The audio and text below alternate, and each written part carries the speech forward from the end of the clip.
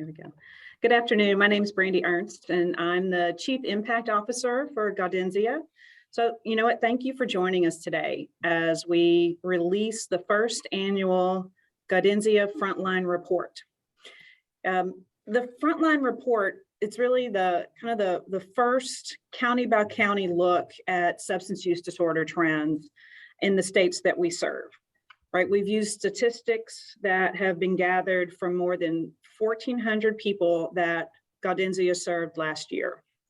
And when I say last year, that's our last fiscal year. Just a little background, Gaudenzia, we are the largest nonprofit provider of substance use disorder and behavioral health treatment in Pennsylvania and in Maryland, with additional centers in Delaware. Now, with us to discuss the Frontline Report and answer any questions that you might have about the substance use disorder crisis in the regions that we serve, we have Dr. Pat McKernan, who is our Chief of Staff at Gaudenzia, and we have Dr. Dale Klatzker, who is our CEO. Right now, I will turn it over to Dr. Pat McKernan to give some overview of the Frontline Report. Hi, everyone. Thanks so much for joining us. Very briefly, as Brandy mentioned, and one typo, we don't want to, it's 14,000, more than 14,000 admissions, not 1,400. So we want to be careful. Gaudenzia has a long history of providing addiction treatment across Pennsylvania, Maryland, and Delaware. We have more than 100 programs across this tri-state area, providing all levels of care from withdrawal management to residential to outpatient. And we aspire to connect individuals and families to addiction treatment so that they can attain long-term recovery and achieve a fulfilling life embraced by a broad community of support. Gaudenzia is also committed to using data to drive decisions in our agency and where we provide services. With nearly 15,000 admissions a year, Gaudenzia is uniquely positioned to speak as an experienced provider serving the most vulnerable and generally the most underserved. Addiction is complicated, and the majority of our clients have polysubstance use disorders. This report represents our data, and where the county data was available, we compared our experience. Where it wasn't, we shared our experience about who we served in that community. While maybe not everyone in that particular program might be from that county, it's been our experience that most are. So we're really excited to share this report with you. And to kind of get into more of the details of it, I'm going to turn it over to Dr. Dale Klatzker. Thank you, Dr. McKernan, and good afternoon, everybody. This is an important day for Gaudenzia. We view this Frontline Report as not an end, but a beginning for us, a key part of our mission. To impact a problem, you need to understand the problem, and you need to this report is an effort on our part to try to do that, to provide a greater sense of the specific problems we're dealing with every day in the tri-state area. To our knowledge, there is no other report available in this region, from Anne Arundel County in Maryland to Erie County in Pennsylvania to Delaware, that provides this amount of information with as much specificity over such a wide spread geographic area. It's our hope that this will be an annual report that will help you as you report about this epidemic, will help our elected and government officials, will help law enforcement, social service organizations, all interested people in understanding at least what we're seeing and the trends that are occurring. And make no mistake about it, what we're seeing now and what we believe and surely will be seeing in the months ahead is another wave of COVID-19 and a crisis of epic proportions. Simply put, more people are becoming addicted to more types of substances, and more people are dying because of it than ever before. We see it in the macro numbers. As I'm sure you folks have reported, data from the CDC shows over 100,000 people died from drug overdoses in the US during the 12-month period ending in April of 2021. That's an increase of nearly 29% from the previous year. That's 100,000 sons and daughters, husbands and wives, mothers and fathers, friends and neighbors. And that's just the number who died. We can't begin to calculate the personal, social, and economic impact of the millions of people struggling with substance use disorder each day in our country.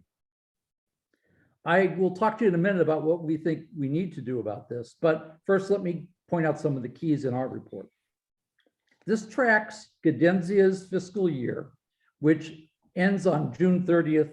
So this encompasses the last 6 months of calendar year 2020 and the first 6 months of 2021, the heart of the COVID pandemic. Among our findings, at Gaudenzia, the overall primary diagnosis of alcohol use disorder rose to be about 27% of all the people we saw in the 3 states. Delaware, where we have small numbers, and Maryland, where we have much larger numbers, showed alcohol-related diagnoses increased by 16% in Delaware, 5% in Maryland. Alcohol use is more prevalent among men, 29%, than women, 24%. By the way, the Pennsylvania Liquor Control Board recently reported record sales of alcohol last fiscal year, a gain of 13%. Opiate diagnoses dropped ever so slightly by about 2% in our population. The results vary by region, and typically opioid use was replaced by other substances. For example, let's look at Bucks County, Pennsylvania. Number of individuals there with a primary diagnosis of opioid use disorder fell by 15 percentage points. But the number of people with stimulant disorders grew by 7 percentage points. And the number with alcohol use disorders increased 6 percentage points. Overall, stimulant use disorder diagnoses were stable in our population at about 26%. But in a troubling trend, 3 Pennsylvania counties posted double-digit increases. Schuylkill County rose 10% points to 51% of the people we saw there. Lancaster was up 21 percentage points to 47% of the people we saw. Fulton County was up 16 percentage points to 31. And just so you don't think this is relegated only to rural counties, as we said, Bucks rose 7% to 17. One of the key takeaways from our Frontline report is that the 4th wave of the opiate epidemic, polysubstance use, that's the mixing of psychostimulants and fentanyl, is on us, is upon us. This is leading to an acceleration in overdose deaths and new challenges in treatment because, as you may know, there is no medical treatment for stimulant use disorder. What works for one addiction isn't necessarily evidence-based practice for another. So what do we recommend we can do about this? Well, we would suggest that this is a public health crisis, but it's not being treated as a public health crisis. We don't have the same resources, the same energy, the same commitment that we treat cancer or heart disease or even COVID. So part of this solution is financial. The need for a strong public health infrastructure, the inclusivity of behavioral health treatment services. This was all made glaringly clear during COVID-19. For far too long, these services have been undervalued, underfunded, and under-resourced, particularly for Medicaid recipients, and those are the individuals who make up the majority of Gaudenzia's clientele. As our report indicates, poor rates for public service providers, the unanticipated financial strain of the pandemic led to Gaudenzia closing 12 of its programs across Pennsylvania, Maryland, and Delaware last year. Some of our referral partners closed their entire operations. But this isn't just about money. Addressing this crisis in a meaningful way that saves lives and creates a better tomorrow for so many of our friends and family requires a shift in how we think about things in both our public and our private officials. We must begin to understand that treatment for substance use disorders requires a holistic approach that addresses all facets of someone's physical, mental, and socioeconomic health. Can't remain in our silos. We cannot continue to kick the can down the road. We must stop blaming the victims. Success depends on all those concerned working together to develop comprehensive solutions, approaches that are tested, approaches that work, approaches that are promising. This includes connecting prevention to treatment to recovery supports. These are not isolated silos. It's our hope that the Frontline Report is a step in the right direction. And we're now happy to take any of your questions. You can either put them in our chat box, or you can just ask them out loud. We're a small group here, so. And if you We're ask happy to them out answer loud, anything if you ask them out loud, if you could identify yourself and what paper or media you're from, that would be hugely helpful. I had a Hi, this question. is Eric Shikatana with the Daily Item in Sunbury. I wanted to ask, what are some of the factors you believe that you would attribute the rise in stimulant use compared to the drop in opiate use? Pat, you want to take that one? I'm not sure that I could answer. I'm not necessarily an epidemiologist, know where that comes from. Part of it is prevalence, availability. We know that for many of the women that we serve, and in some of the counties, we have more women and children programs, and that's where we're seeing this increased use of our increased representation of stimulant use disorder. We know that the pathways for women into stimulant use disorder are often at a younger age and born in weight loss. That's sort of how women become introduced to stimulant use disorder. So I think however, that's not necessarily answering why in a particular county, but I know that that's what we see in our programs, that we've seen a lot of this associated with where we have more female clients. But a lot of times it is about availability in a particular community. I also think an added factor is economics. I think that with COVID, with the people sealing up borders and harder to get things from one place to another, the supply chain, that disrupted the supply chain of drugs as well. And so the methamphetamines, other things can be made cheaply and can be made locally, literally in your apartment or your house. So that may have something to do with it as well. Hi, this is Nina from WHYY in Philadelphia. Sorry, I'm hearing an echo. Is everybody else hearing that? Don't know why. But it's okay, Nina. It's better now. Okay. My follow-up question to that was about the stimulant use. Is it mostly meth, as far as you know? Or I know that that category encapsulates cocaine and other drugs too, but would you say that most of the stimulant use that for the primary stimulant, substance use disorder categorizations that you're making is meth? That was one follow-up question I had. It varies depending on location. So Okay. it's cocaine has been a traditional stimulant that we've seen presented in many of our programs, but we are seeing an increased use of meth and amphetamines. And then in the some other, areas. yeah, the other question I had was kind of about it being the primary substance use disorder categorization. So for instance, in those areas where you are seeing the decrease in opioid use as the primary diagnosis, does it make sense to think about it as it's not necessarily that fewer people are using opioids, it's that fewer people have that as their primary diagnosis based on the polysubstance factor that you mentioned before? Yeah, we're seeing more people coming in with reporting polysubstance abuse. That's exactly right. So we're seeing that an increase, people are representing using both. Got it. Thank you.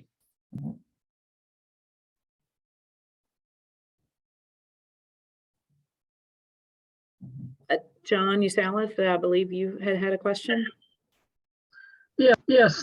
Like I said, how much with the isolation that was involved with COVID, what really hard impact has that been on increasing people involved with substance use of whatever, because of the isolation part of it, because including not only drugs themselves, alcohol and things like that, where they're more alone, and that has a tendency to me have them go to that rather than having that interaction that they have for most of their lives. So my response is you're spot on. It's a major factor. Isolation is not a friend of people with an addiction or a behavioral issue. Access was an issue for people prior to COVID. When people are not able to move around, access turns to telemedicine, which is good, but maybe not exactly the same. It gets even harder. And so people tend to do what they can do within the confines of their own living situation. So I think it's had enormous impact. And I think it's going to take us a really long time when we're on the other side of this to regain the normal kind of process and address those concerns.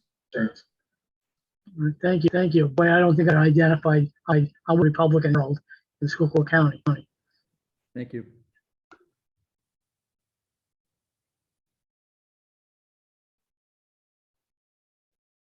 We answered everybody's questions. Come on.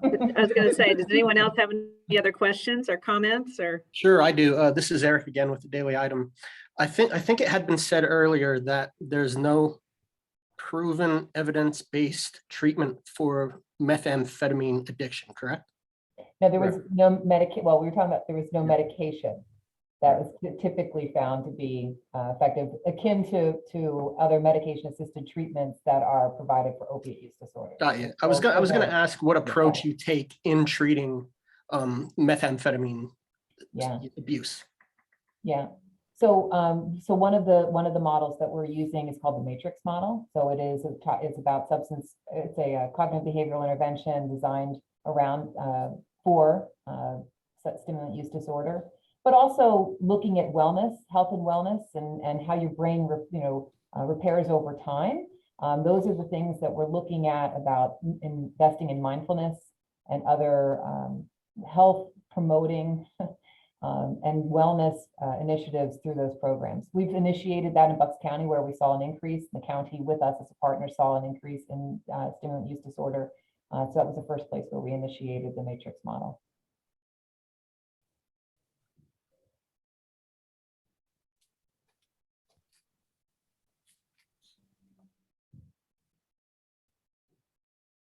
All right, any other questions? I'll ask another if no one else wants to. Okay, Eric, you've got the floor. Sure.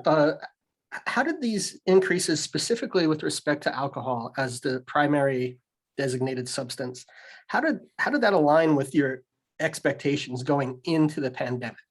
Because I think people in your profession generally believed it would increase. Did that increase beyond your expectations? Was it in line, or maybe a little less than you thought? Well, I think that as an organization, we have been so inundated in planning and preparing for our opiate use disorder, because that's primarily where we have been seeing our growth. That it wasn't particularly surprising in the programs that saw that. We run several withdrawal management programs. And so whereas we saw the trend largely continue with opiate use disorder being the primary presentation, where we saw alcohol when I kind of gave the data back to the folks who were running programs in Harrisburg and in Cole Township, they weren't terribly surprised. They had been seeing this trend. So, you know, and that's why we really call it the frontline report. These are our staff who are on the front line and who are seeing these trends. So it is, I don't know that they were necessarily surprised, but we are really trying to make sure that we're using the data to align our efforts as well. Like, is this something that we should be changing? You know, as trends change, we need to be aligning our resources appropriately. So now I wouldn't say it was terribly surprising. I think that for us, the alarming increase in stimulant use disorder in programs across our region, that definitely is something that we're paying attention to. You know, for me, at the 10,000 foot level, what these numbers indicate, without teasing out any one condition, is an addiction epidemic that we have. And we're not talking about gambling yet or other things that also are problematic, but we have a lot of different, or tobacco for that matter, we have a lot of different addictive behaviors that are brain diseases, that are triggered by lots of other issues. And that's why this is a public health issue. That's why there isn't one simple, you know, answer to this, and there isn't one simple approach. We wouldn't steer our boat without knowing, without radar, without maps. This gives us the radar and the maps to know what we're seeing right now, but we can't just attend to any one of them. We really need to attend to all of them. I have a question, and I'm not sure, this seems like it would probably require kind of like longitudinal data analysis to understand, which maybe you've done, but do you have a sense, since these numbers are obviously the numbers of people entering treatment, and do you have a sense of how that kind of relates to overall usage of a given substance in a given year? I mean, do those sort of curves mirror one another in a sense, or is the treatment entering on kind of like a delay? Do you know what I mean? Like, are we going to see the surge of people using a drug one year and then entering treatment, you know, is the year that follows kind of, or do they tend to sort of go in curves that mirror one another? Does that make sense? Yeah, I think that's actually a really interesting question. I hadn't considered that. I think that this probably mirrors what we're seeing here. Granted, this is retrospective. We're talking about our fiscal 21. So as Dale said, this is June 1st of last year to, July 1st of last year to June 30 of this year.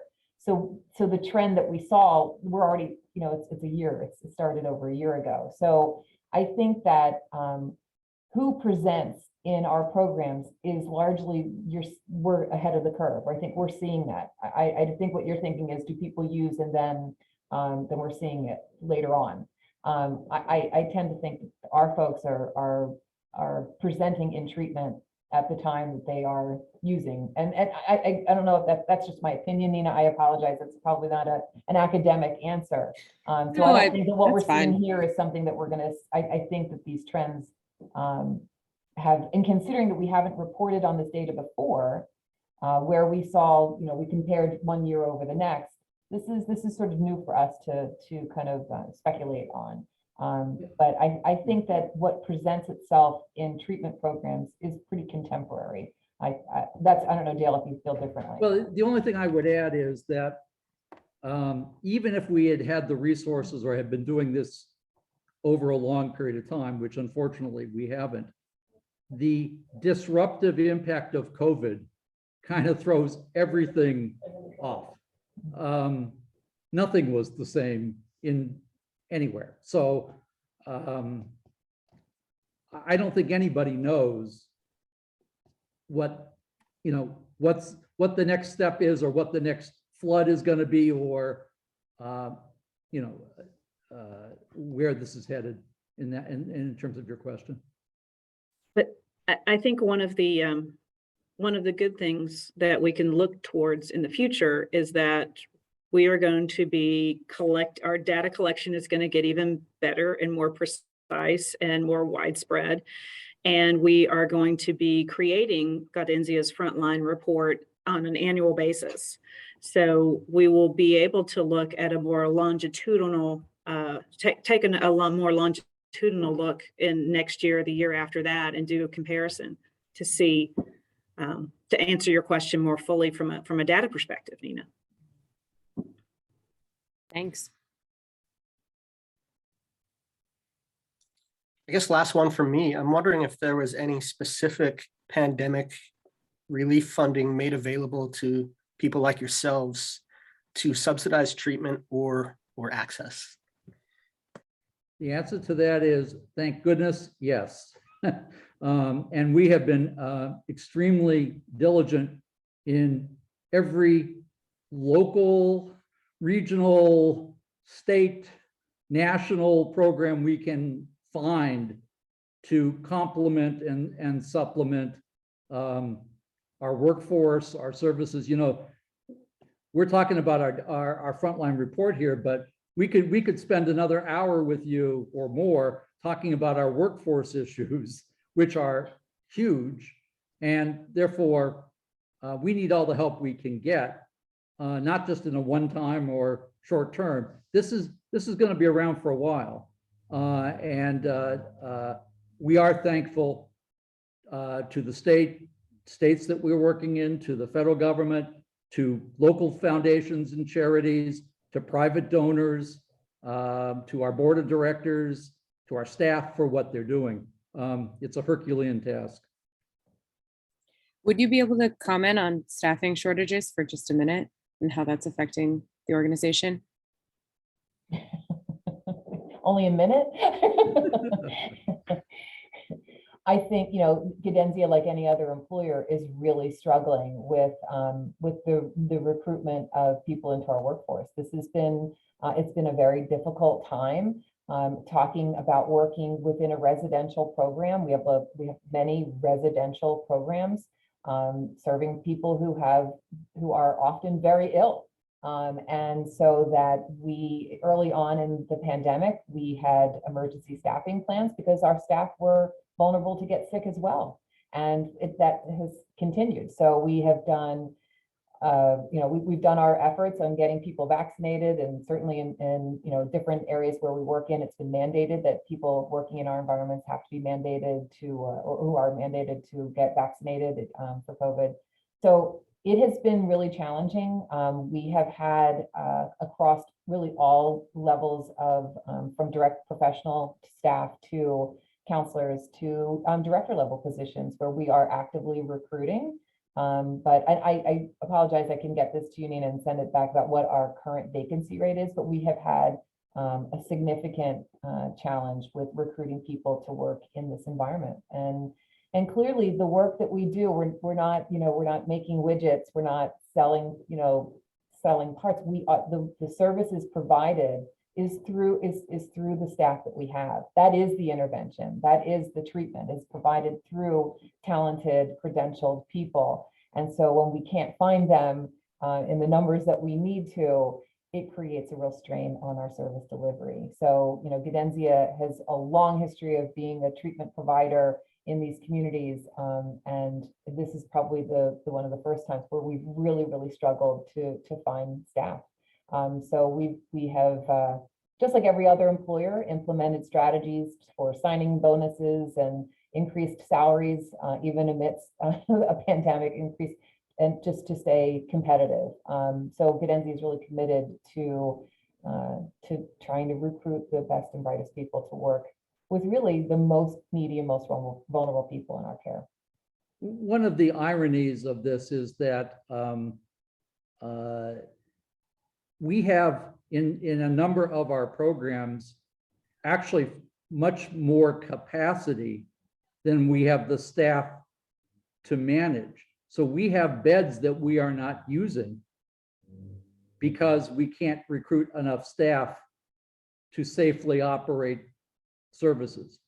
So, you know, there's a domino effect here of all of this that is troublesome. Yeah, we have had to cease admissions at some programs because we didn't have enough staff. We've also, over the pandemic, had to cease admissions when we had COVID, when we had someone with COVID. So we have really learned over the year how to successfully navigate all of that to keep our doors open where we can.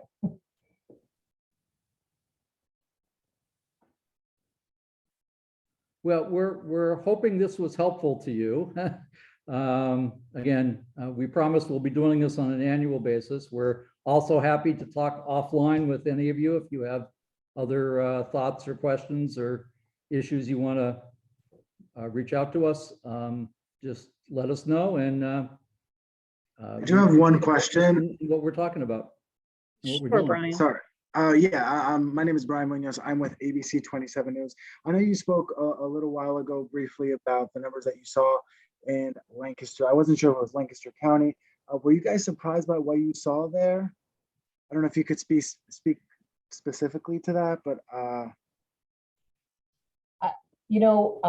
so what I had just informally, I have shared this with our staff who are operating programs across all of our regions. And our Lancaster staff, we have a women and children's program in Lancaster County, Vantage. It's been there for, I think, more than 40 years. We do some housing there. Our staff were not surprised to hear, especially the increase in stimulant use disorder. They were not. It is a women and children's program, and they were actually talking about some of the needs that we'd like to be looking at differently within that program. So related to health and wellness and weight loss and things like that. So it is, no, they were, I think they felt validated. I think that this data helped validate what they've been experiencing, and for us to kind of to frame how else we can respond appropriately. okay, thank you.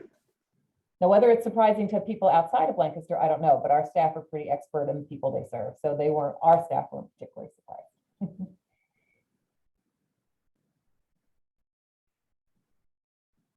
All right. Okay, well, thank you to everybody for attending today and asking questions. Feel free to reach out to us if you want to talk one-on-one or have other items that you wish to discuss.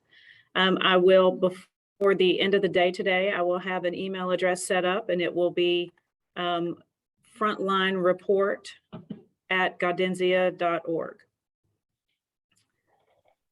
So I will put that in the message here. Well, and we wish you all happy, healthy holidays, and hope that as we move forward, please keep in touch with us, and we're here for the long haul. So